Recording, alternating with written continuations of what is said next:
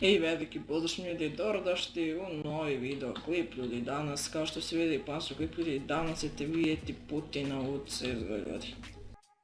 Pa da krenemo. Inače ljudi, od sljedećeg klipa krećem da dijelim shoutoutove i pozdrave. Znači,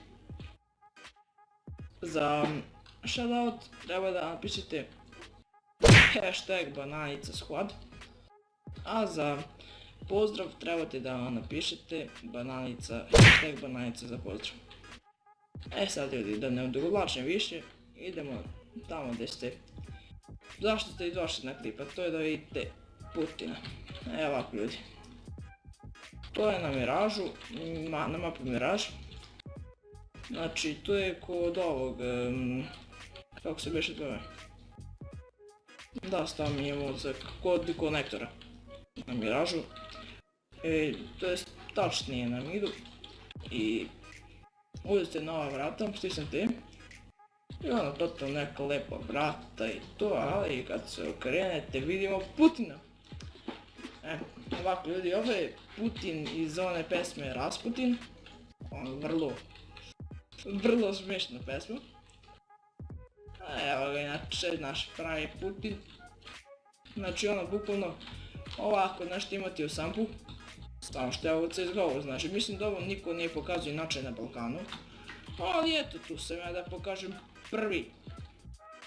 Eto ljudi, znači to je inače naš Putin. Ovo je Rasputin, ovo je Putin.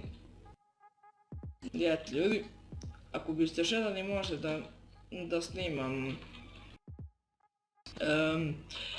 CSGO competitive, onda razne mape, hide and seek, stavi mozak, Detran, surf i ostale stvari, Floor is lava, možete da pišete to u komentari.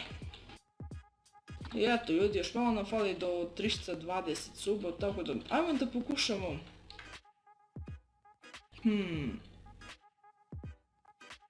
Da pokušamo do sljedećeg klipa 323 suba.